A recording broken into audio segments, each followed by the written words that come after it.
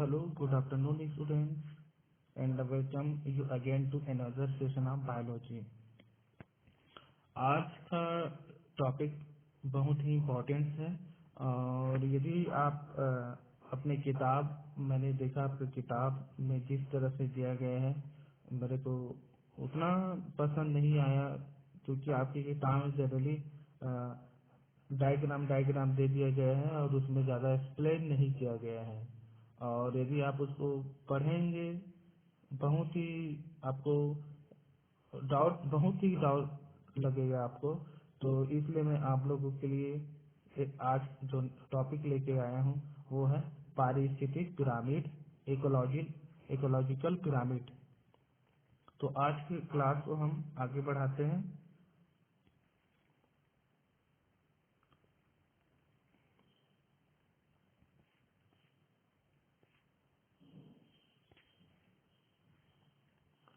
तो देखते हैं कि पारिस्थितिक पिरामिड एक्चुअली होता क्या है। ठीक है, तो देखिए मान लीजिए ये घास ग्रास का मैदान है। ठीक है, ये घास का मैदान है और घास के मैदान में यहाँ पे कुछ शाकाहारी जीव पाए जाते हैं, हर्बीवोर्स। ठीक है, और इस हर्बीवोर्स को खाने वाले मतलब कंज्यूमर नंबर C1 और इसको खाने वाले जो या तो कैरनीवोरस हो सकते हैं या तो फिर ओमनीवोरस हो सकते हैं, है ना। हाई हाई जो ओमनीवोरस होते हैं उच्च। तो यदि देखा जाए तो इसमें फूड चेन हो रहा है, खाद्य श्रृंखला है, क्योंकि प्रोड्यूसर कंज्यूमर 1, कंज्यूमर 2 और कंज्यूमर 3 मतलब इस घास के मैदान में यहाँ पे जब फूड चेन बन रहा है ना। तो इसमें क्या होता है, जनसंख्या भी है इसमें, आप देख सकते हैं बहुत सारे नंबर ऑफ घास पाए जाते हैं और उनमें शाकाहारी पाए जाते हैं, मांसाहारी, सर्वाहारी वगैरह होते हैं। तो इस तरह से एक खाद्य श्रृंखला में क्या होता है, एक खाद्य श्रृंखला में जीवों की जनसंख्या, भार और ऊर्जा के आधार पे यहाँ पे क्या हो रहा है, इनका ह्रास होता है, लॉस होता है। और लॉस होने के बाद ये ऐसा पिरामिड नुमा संरचना बना लेते हैं, तो इसे ही कहते हैं इकोलॉजिकल पिरामिड कहा जाता है।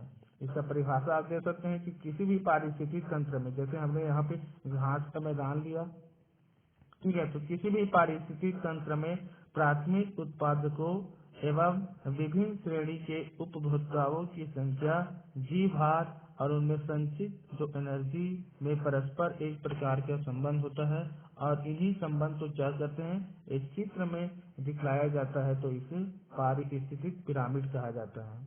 ठीक है, और ये पारिस्थितिक पिरामिड का सबसे पहले विचार जो किया था वो चार्ल्स एल्टन ने 1927 में चार्ल्स एल्टन ने किया था। ये आपके एग्जाम के बेस के लिए इम्पोर्टेंट है क्योंकि मल्टीपल चॉइस जहाँ पे क्वेश्चन आता है वहाँ पे पूछा जा सकता है कि पारिस्थितिक पिरामिड का विचार किसने किया था। तो चार्ल्स एल्टन ने 1927 में रखा था। ठीक है, और एल्टन ने किया था, इसलिए कभी कभी इसको इस इकोलॉजिकल पिरामिड है उसको एल्टनियन पिरामिड भी कहा जाता है। कभी कभी इसको फूड पिरामिड भी कहते हैं, तो कभी कभी इसको एनर्जी पिरामिड भी कहा जाता है। ठीक है, और इस पिरामिड के आधारी भाग में आप देख सकते हैं कि ये जो बेस वाला जो भाग है, ये जो बेस वाला जो भाग है, इस बेस वाले भाग में प्रोड्यूसर होता है। फिर इसके ऊपर एक मिनट आपको एक डायग्राम से एक और क्लियर करता हूँ आपको, एक मिनट।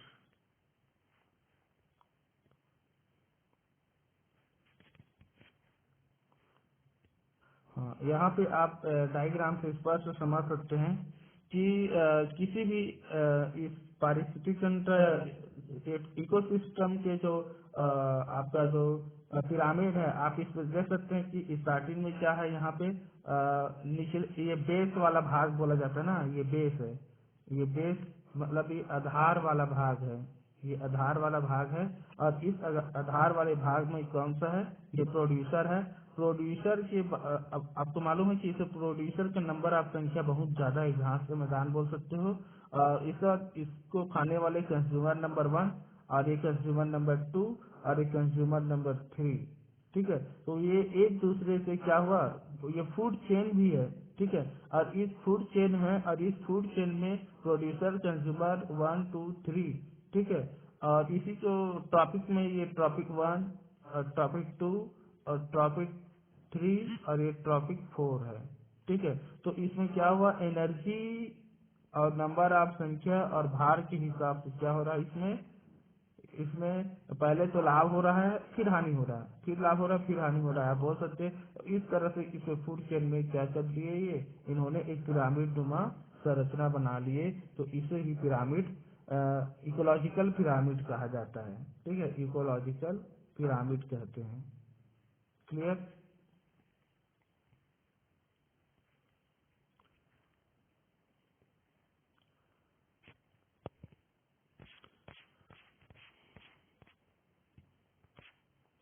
नेक्स्ट देखते हैं कि पिरामिड के प्रकार। ठीक है, टाइप्स ऑफ पिरामिड से देखते हैं। तो एल्टन के अनुसार, एल्टन ने जब 1927 जब इस पिरामिड का अध्ययन कर रहे थे, तो इन्होंने 3 प्रकार के बताया इन्होंने।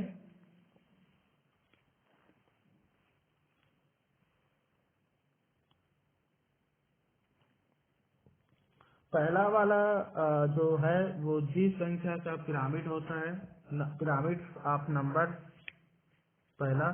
सेकंड होता है पिरामिड ऑफ बायोमास, और थर्ड है आपका पिरामिड ऑफ एनर्जी। ये तीनों आपके लिए बहुत ही इम्पोर्टेंट है याद रखना।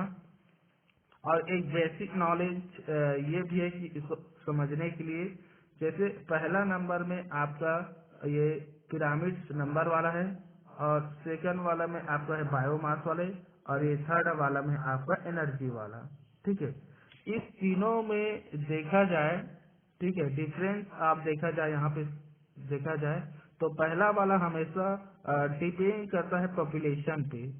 ठीक है, पॉपुलेशन पे डिपेंड करता है। और सेकंड वाला है वो बायोमास पे, और थर्ड वाला है वो एनर्जी पे। ठीक है, इन तीनों के पिरामिड देखा जाए, तो पहला वाला जो जी संख्या का पिरामिड है वो आपको सीधा और उल्टा दोनों मिलेगा, याद रखना। सीधा और उल्टा आपको दोनों मिलेगा। ये पूरा डिटेल क्लियर मैं आगे आपको बताता हूँ। और ठीक है, और ये जो सेकंड वाला जो पार्ट है बायोमास वाला, इसमें भी सीधा और उल्टा मिलेगा पिरामिड। लेकिन ये जो थर्ड वाला एनर्जी है, इसमें इसमें जो ऊर्जा का जो प्रवाह है वो आपको हमेशा सीधा अपराइट पिरामिड दिखेगा।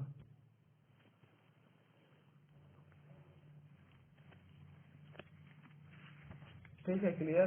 तो चलते हैं हम नेक्स्ट आगे, अपना टॉपिक आगे बढ़ते हैं। और टॉपिक में हम देखते हैं हमारा पहला जी संख्या के पिरामिड।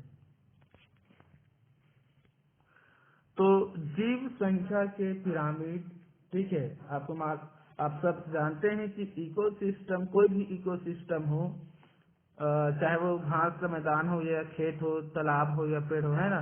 तो किसी भी पारिस्थितिक इकोसिस्टम में फूड चेन के पोषण के जो बेस में जीवों की संख्या के अनुपात को प्रदर्शित करने वाले जो पिरामिड होते हैं, उसको जीव की संख्या का पिरामिड कहा जाता है। ठीक है, किसी भी इकोसिस्टम में क्या होता है, कोई भी फूड चेन है, और उस फूड चेन में जीवों की संख्या के अनुपात को जो प्रदर्शित करते हैं उसे कहा जाता है जीवों की संख्या का पिरामिड कहते हैं। ठीक है, और मैंने आपको बताया कि यह पिरामिड क्या होते हैं, सीधे होते हैं और उल्टे दोनों प्रकार के होते हैं। ठीक है, यहाँ पे मैंने बहुत ही आसान, यहाँ पे शॉर्टकट मैंने बना दिया है कि जो अपराइट वाला जो सीधा होता है उसमें घास के मैदान, और जो खेत होता है और तालाब के जो पारिस्थितिक तंत्र होते हैं वो आपको सीधा मिलेगा, और जो कंप्लीटली इन्वर्टेड में उल्टा में एक पेड़ वाला रहेगा। ठीक है, कौन सा वाला रहेगा? पेड़ वाला रहता है। ठीक है, मैं आगे इसको और बता रहा हूँ आपको, क्लियर हो जाएगा आपको।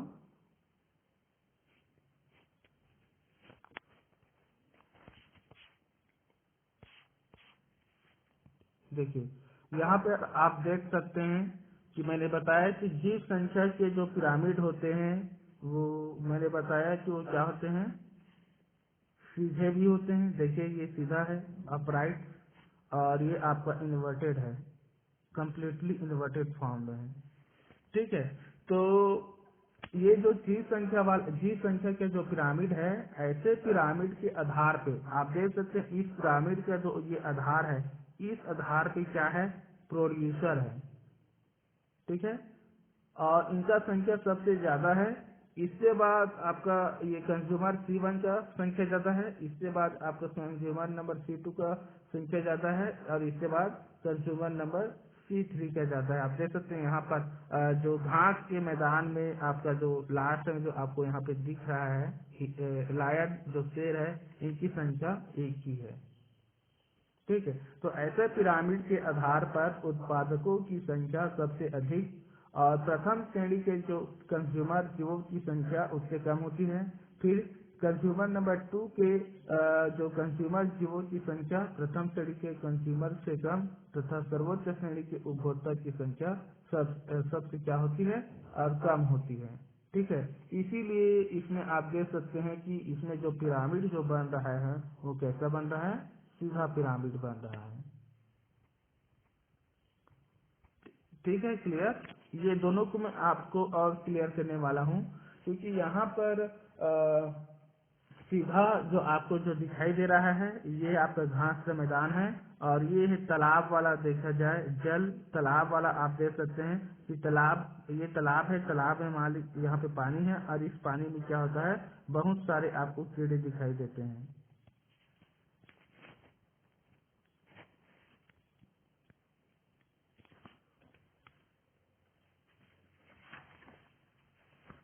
बहुत सारे कीड़े दिखाई देंगे आपको। ठीक है, और यहाँ पे छोटे छोटे शैवाल, एल्गी वगैरह पाए जाते हैं, छोटे छोटे प्लांट पाए जाते हैं। ठीक है, और आप इसको देख सकते हैं कि यहाँ से ये अपने यहाँ पे जो कीड़े वगैरह होते हैं ये किस तरह से अपना भोजन प्राप्त करते हैं। ठीक है, फिर इसके बाद ये बढ़ते जाता है C1 C2।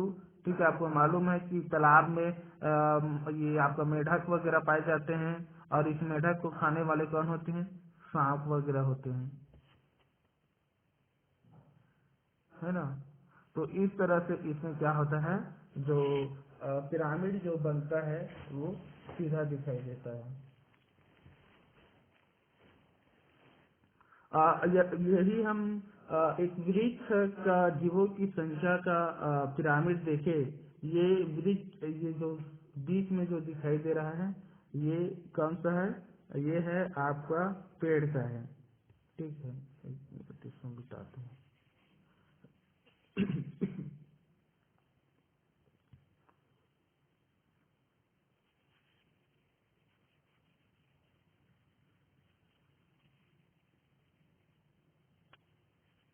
हाँ, तो मैं बोल रहा था कि जो वृक्ष का जो पिरामिड है, ये देख सकते हैं कि वृक्ष का जो पिरामिड है वो कैसे दिखाई दे रहा है, उल्टा दिखाई दे रहा है।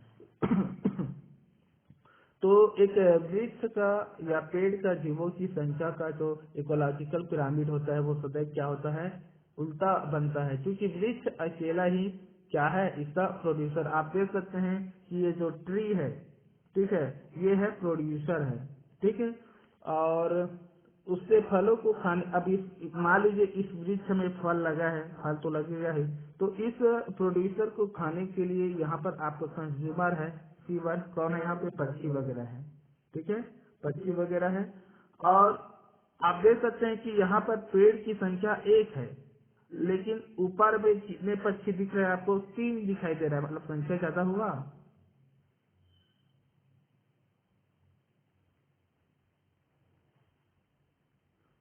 ना जी।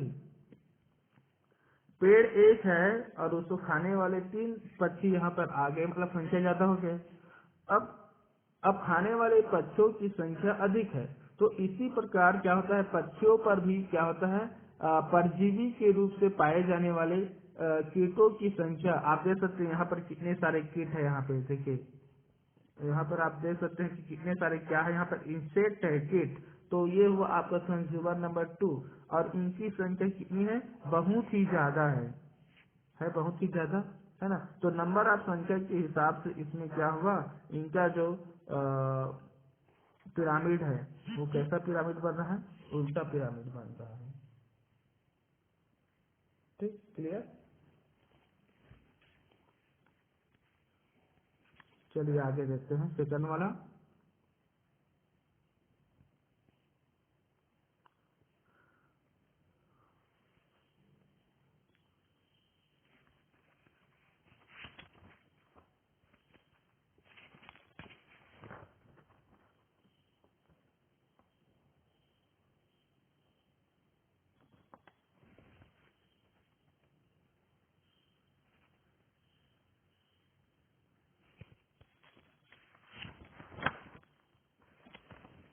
एक एग्जाम्पल मैं आपको और बता देता हूँ।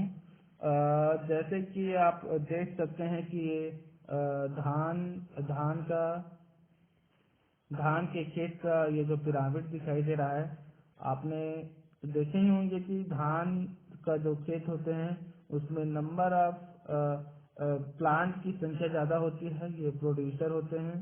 ठीक है, इसको खाने के लिए बहुत सारे चूहे वगैरह मैंने आपको लास्ट क्लास में भी बताया था कि जो धान के खेत का इकोसिस्टम जब पढ़े थे तो वहाँ पर मैंने बताया था कि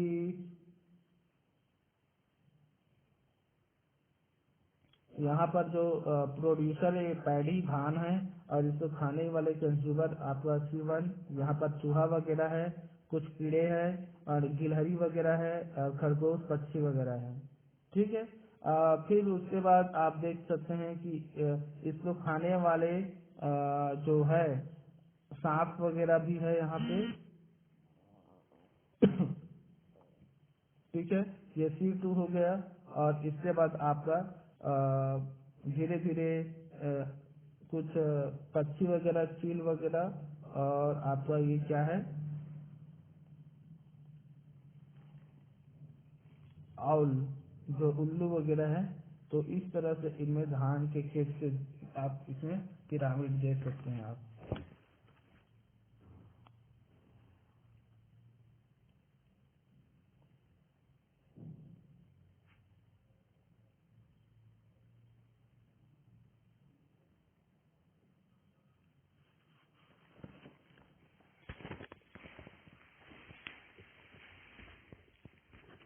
तो इसमें जो देख सकते हैं कि इसमें धान के खेत की जो पारिस्थितिक पिरामिड है, इसमें जो पोषक के आधार पे सभी जीवों को इसमें दर्शाया गया है। और इस पारिस्थितिक तंत्र में बहुत सारे मनुष्यों का इनमें क्या होता है, हस्तक्षेप होता है। हस्तक्षेप जैसे कि धान की बुआई के बाद जब धान हो जाते हैं तो धान की कटाई से बहुत सारे जीव इनमें मर भी जाते हैं, और बहुत सारे जो इनमें जीव होते हैं वो दूसरे खेतों में भी चले जाते हैं। और जीवों की संरक्षण के लिए आपको मालूम होगा कि कभी कभी इन 2 फसल की बात भी किया जाता है, और आपको मालूम होगा कि खेत पे पानी भी रहता है, तो पानी में मछली का पालन भी किया जाता है। ठीक है, तो यहाँ पर जो टॉपिक जो इसमें दिया गया है आपकी किताब में, बहुत सारा टॉपिक ऐसा है जो बहुत ही कंफ्यूजन वाला है। आपको जिस तरह से बताना चाहिए था इस तरह से इस किताब में ये दिया नहीं है, बिल्कुल नहीं दिया है, फॉर्मेलिटी निभा दिया है, बिल्कुल पसंद नहीं मेरे को। चलिए ठीक है, नेक्स्ट हम चलते हैं।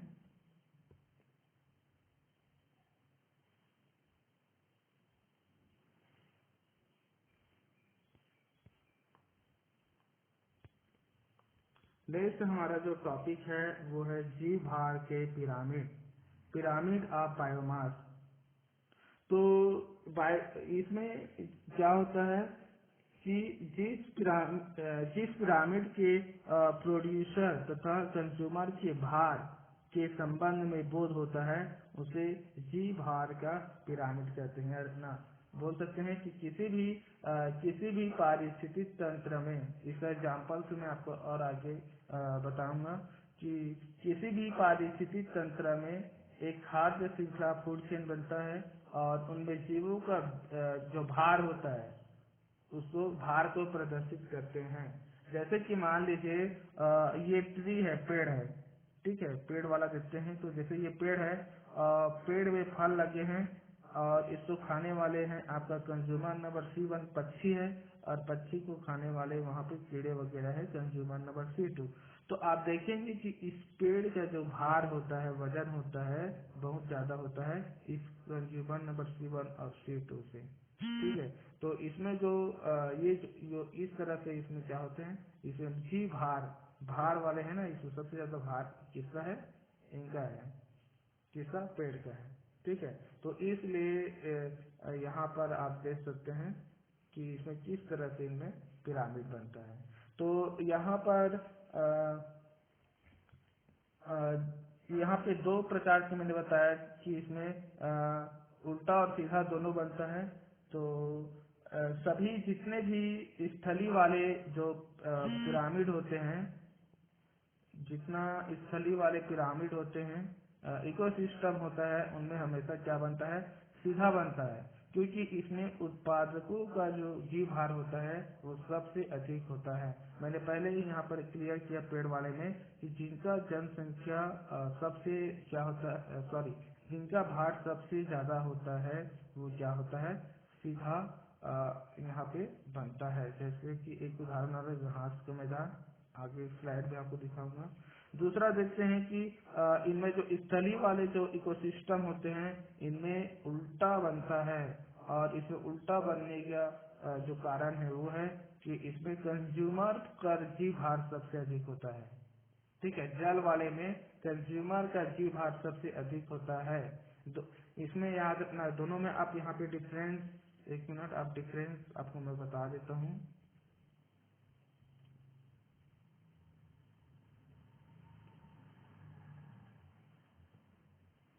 देखिए जी भार वाले में मैंने बताया कि एक आपका एक मिनट, ये है आपका एक सीधा बन रहा है और एक आपका ये बन रहा है उल्टा बन रहा है, ठीक है। दोनों में डिफरेंस ये भी एक है कि ये सीधा है और ये उल्टा है, ठीक है।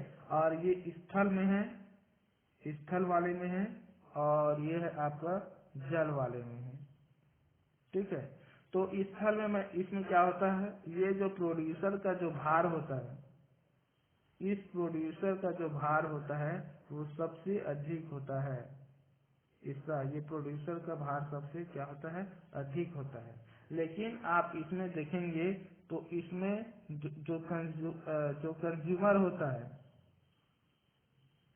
ठीक है, इसमें जो कंज्यूमर होता है, कंज्यूमर का भार सबसे अधिक होता है, इसलिए ये हमेशा क्या होता है, उल्टा होता है, ठीक है।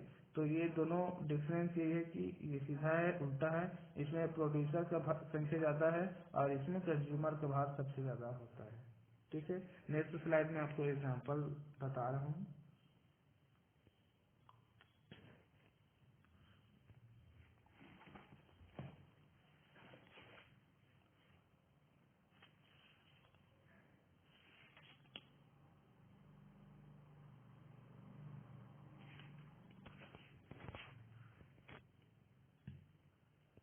यहाँ आप एग्जांपल समझ सकते हैं। यहाँ पे मैंने दो तीन डायग्राम लिया है, जिसमें घास का मैदान वाला है, ठीक है, जो हमेशा सीधा बनता है।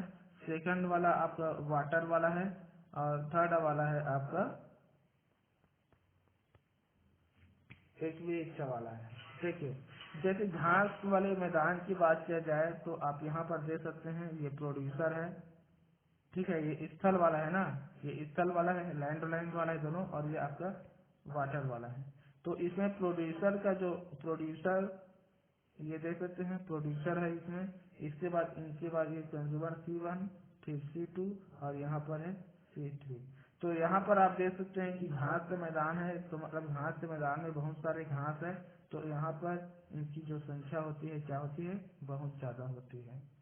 ठीक है, क्योंकि इसका जो प्लांट या घास का जो संख्या है वो ज्यादा है, और इससे कम है आपका ये जो बैल, जो गाय दिखाई दे रहा है गाय, और इसके बाद ये लोमड़ी, और इसके बाद से इनमें संख्या धीरे धीरे क्या होती जा रही है, कम होते जा रही है। आप अपने किताब के डायग्राम में भी ये देख सकते हैं कि जैसे कि एक एग्जांपल मैं आपको यहाँ पर बताता हूँ।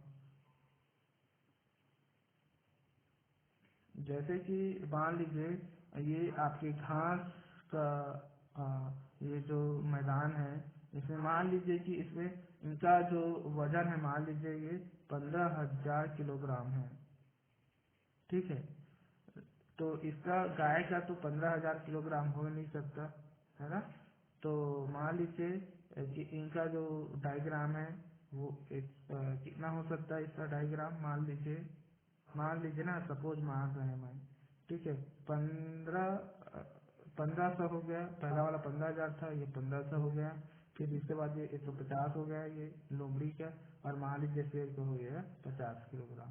तो इसमें भार किसका सबसे ज्यादा हुआ, आपके घास का मैदान का हुआ, इसलिए क्या हुआ, आपका सीधा हुआ।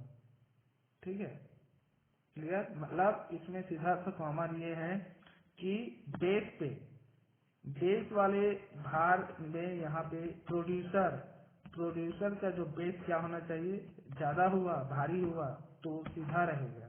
ठीक है, यदि बेस पे प्रोड्यूसर नहीं है और उनका जो वजन है वो ज्यादा है, तो वो उल्टा बनेगा। ये कॉमन से याद रखना, ये जो प्रोड्यूसर है इसका भार ज्यादा है, इसलिए ये सीधा है। आप देख सकते हैं कि ये पेड़ में भी पेड़ की संख्या वजन ज्यादा होती है, इनके इस कंज्यूमर C1 और C2 की तुलना में आप देख सकते हैं इस पेड़ की संख्या ज्यादा है। यहाँ पे घास के मैदान की जो वजन है वो ज्यादा है, इसीलिए ये हमेशा क्या बनेगा, अपराइट, सीधा बनेगा। और बात यदि यही हम जल वाला देखा जाए, तो जल में यहाँ पर बहुत सारे कुछ छोटे छोटे स्मॉल कीड़े, मतलब यहाँ से प्रोड्यूसर प्लांट के द्वारा होते हैं। तो यहाँ पर इनकी जो क्या होती है, ये प्रोड्यूसर है, लेकिन इनमें प्रोड्यूसर में इनकी जो वजन है वो कम है, क्योंकि यहाँ पर इससे ज्यादा वजन तो इस छोटे मछलियों का है और इससे ज्यादा इस बड़ी मछलियों का है। तो इससे बेस पे जो ऊपर वाले बेस है इसमें कम है, कंज्यूमर की भार ज्यादा है। आप देख सकते हैं कंज्यूमर का वेट ज्यादा है, इसीलिए ये क्या हुआ, उल्टा पिरामिड हुआ।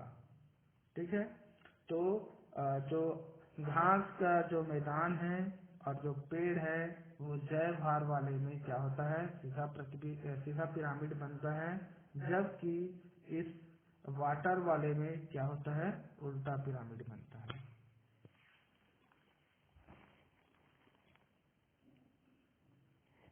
ठीक है, क्लियर।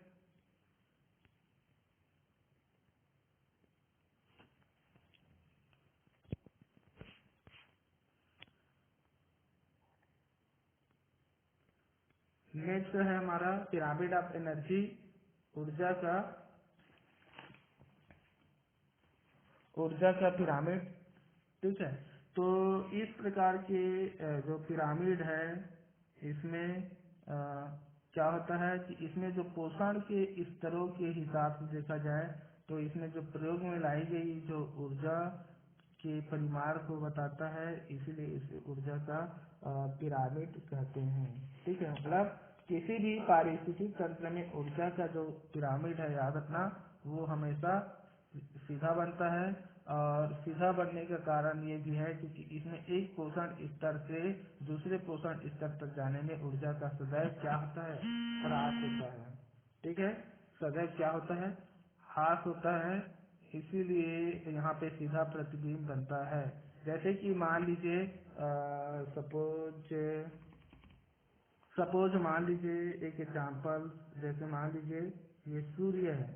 ठीक है, सूर्य के एनर्जी से यहाँ पर जो पौधे हैं, ये प्लांट है, ठीक है, ये यहाँ पर भोजन बनाते हैं। मतलब ये जो सोलर एनर्जी है वो यहाँ पर आके केमिकल एनर्जी में कन्वर्ट हो गया। तो यहाँ से इसको एनर्जी मिला और यहाँ तक आया, ठीक है, आया यहाँ तक। और इस प्लांट से खाने वाले हुआ आपका C1 कंज्यूमर, और ये हुआ C2 हुआ, और ये C3 हुआ, ठीक है। तो यहाँ से जो एनर्जी आया है, ठीक है, मान लीजिए ये 100% यहाँ पे सूर्य की एनर्जी है, लेकिन यहाँ जब आया वो 1% हुआ, ठीक है। अब इस 1% प्लांट का जो एनर्जी है वो इस 1% का ही ये अगले में कंज्यूमर में जाता है, और बाकी जो होता है वो हार्स हो जाता है, लॉस हो जाता है, समाप्त हो जाता है। तो इस 1% का कितना, 10%। तो 1 का 10% कितना होता है, 0.1% यहाँ पे कंज्यूमर नंबर 1 में ट्रांसफर हो गया, ठीक है। और फिर 0.1 का 10% इसमें अगले वाले कंज्यूमर में फिर चला जाता है, तो ये क्या हो जाएगा, 0.01% का फिर इसमें। तो इस तरह से इसमें 10% का क्या होता है, इसमें लॉस होता है। इसलिए यहाँ पर आपको एक 10% का नियम, ऐसा टॉपिक मतलब हमारा टॉपिक है जो आपको नेक्स्ट सेशन में पूरा डिटेल में और बताऊंगा। क्योंकि इसमें जो मैंने बताया कि जो 10% ही ऊर्जा का यूज हो रहा है, याद रखना, ठीक है। इसमें जो भी एनर्जी यूज हो रहा है वो 10% ही यूज होता है। बाकी जो 90% जो एनर्जी है वो दूसरे जो बायोलॉजिकल जो एक्टिविटी है, जो भी जैविक क्रिया होती है, उस जैविक क्रिया में प्रयोग होती है। और 10% ऊर्जा का ही इसमें क्या हो रहा है, ट्रांसफर हो रहा है, ठीक है। एक आपको एग्जांपल मैं अगले स्लाइड में आपको बताता हूँ।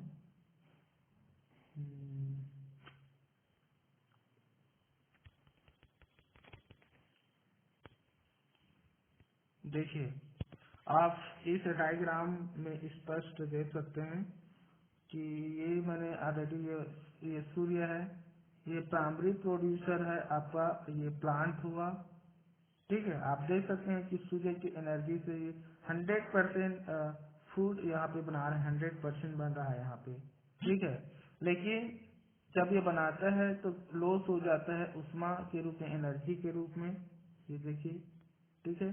कुछ होते हैं जो डिकम्पोज हो जाता है ना। तो ये C1 और ये C2 और ये C3 और ये C4।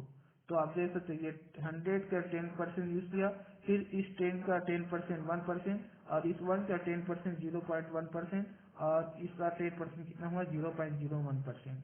तो इसमें जो एनर्जी का जो मैंने बताया कि इसमें हरे जो पौधे होते हैं, ये जो हरे पौधे होते हैं प्राइमरी प्रोड्यूसर, ये 10% ऊर्जा ही अपने में स्टोरेज कर पाता है, बाकी खत्म हो जाता है, ठीक है। ये 10% ही स्टोरेज कर रहा है, और बाकी जो 90% जो एनर्जी है वो क्या हो जा रहा है, दूसरे क्रिया में, बायोलॉजिकल एक्टिविटी में प्रयोग में लाया जा रहा है। और यही 10% जो ऊर्जा है, इसी 10% जो ऊर्जा है, इसको आपका जो कंज्यूमर है, चाहे वो C1 हो, C2, C3 के रूप में क्या होता है, ये ऊर्जा का स्थानांतरण हो रहा है, ट्रांसफर होते जा रहा है। और हर पोषण के जो तल पर होता है ऊर्जा हमेशा क्या होती है, घटती जाती है, ठीक है, घटती जाती है। यहाँ पे कंफ्यूज मत होना आप लोग, ठीक है, कंफ्यूज बिल्कुल नहीं होना है कि यहाँ पर मैंने बताया कि एनर्जी घटती जाती है। तो आप देख सकते हैं कि डायग्राम में एनर्जी घट ही रही है, क्योंकि ये 100 हुआ, 100 से 10 हुआ, 10 से 1 हुआ, 1 से 0.1 हुआ, और उसके बाद 0.01% हुआ। मतलब इसमें एनर्जी जो हो रहा है वो क्रमशः क्या हो रहा है, इंक्रीज नहीं हो रहा है, डिक्रीज फॉर्म में हो रहा है। और इसमें प्रत्येक पोषण के रूप में 10% ऊर्जा ही इनमें क्या हो रहा है, ट्रांसफर होते जा रहा है, और सभी 90% जो ऊर्जा होता है वो यूज हो जा रहा है। और सभी इकोसिस्टम में जो प्राइमरी जो प्रोड्यूसर की संख्या होती है वो समय के साथ संख्या होती है बढ़ती रहती है, इसलिए एक निश्चित समय के बाद इनके द्वारा जो एनर्जी और सबसे अधिक जो एनर्जी होगी, इसी कारण जो प्राइमरी प्रोड्यूसर तो सीधे पिरामिड में चौड़े आधार में आप देख सकते हैं। इनका जो पिरामिड है वो कैसा है, सीधा है, ठीक है, और सीधा है, और सीधा होने के साथ साथ आप देख सकते हैं इनका जो ये आधार वाले भाग है, इस आधार वाले भाग में किसको रखा गया है, प्रोड्यूसर को रखा गया है, ठीक है। क्योंकि आप बोल सकते हैं कि इसका एनर्जी ऑलरेडी ज्यादा भी है इसके अपेक्षा, क्योंकि एनर्जी हमेशा डिक्रीज फॉर्म में बढ़ रही है, ठीक है। तो इसलिए इसका पिरामिड क्या है, सीधा है, और इनका जो बेस होता है वो चौड़ा, इसका बेस क्या है, चौड़े के रूप में यहाँ पे दिखाया गया है, ठीक है। तो नेक्स्ट, तो ये हमारा जो टॉपिक आज खत्म हो गया। नेक्स्ट टॉपिक में आप लोगों को मैं बताऊंगा कि एनर्जी का जो प्रवाह होता है, एनर्जी का फ्लो है वो किस तरह से होता है, और मैं वहीं पर आपको बताऊंगा 10% का ला। एक्चुअली यही जो 10% है, लेकिन आपको मैं फिर से यही 10% का ला है, लेकिन मैं आपको एनर्जी फ्लो वाले एक टॉपिक फिर से आपको एक बार डिवाइड करूंगा, फिर उसके बाद साइकिल पढ़ाऊंगा। फिर नेक्स्ट जो आपका जो वीडियो सेशन है उसमें आपका ये टॉपिक पूरा खत्म हो जाएगा, ठीक है। Thank you.